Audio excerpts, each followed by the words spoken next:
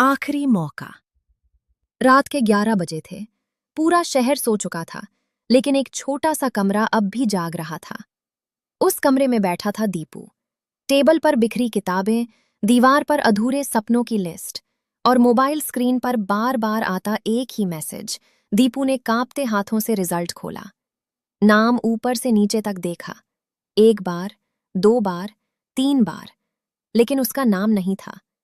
उसने धीरे से मोबाइल बंद किया और छत की तरफ देखने लगा। आंखों में आंसू थे, लेकिन आवाज नहीं, क्योंकि ये पहली बार नहीं था। वो पहले भी कई बार हार चुका था। लोग कहने लगे थे, तुमसे नहीं होगा, इतनी मेहनत सब करते हैं, अब कोई छोटा मोटा काम कर लो। धीरे धीरे दीपू ने खुद पर भरोसा खोना शुरू कर दिया। अगली सुबह उसकी माँ चुपचाप उसके पास आई और बोली, बेटा, हार गए क्या? दीपू मुस्कुराने की कोशिश करते हुए बोला, नहीं माँ, बस किस्मत साथ नहीं दे रही। माँ ने उसके सिर पर हाथ रखा और कहा, किस्मत भी उसी का साथ देती है जो आखिरी कोशिश तक मैदान नहीं छोड़ता। ये बात दीपू के दिल में कहीं गहराई तक उतर गई। उस रात उसने खुद से एक सवाल पूछा, अगर मैं अभी हार मान लूं, तो क्या मैं सच में जान पाऊंगा कि मैं कितना आगे जा सकता था? और उसी पल उसने फैसला किया, एक आखिरी कोशिश। अब दीपू बदल चुका था। पहले वो सिर्फ मेहनत करता था, अब वो समझदारी से मेहनत करने लगा।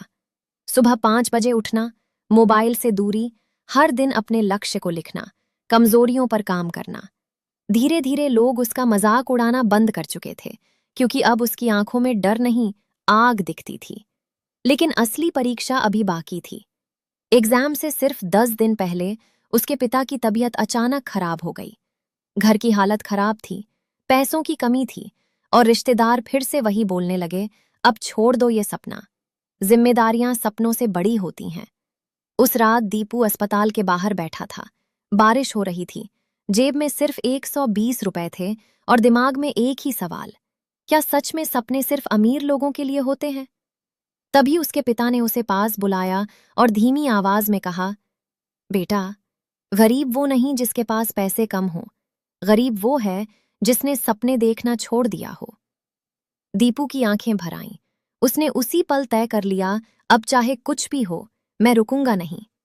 दिन बीतते गए और आखिरकार एग्जाम का दिन आ गया।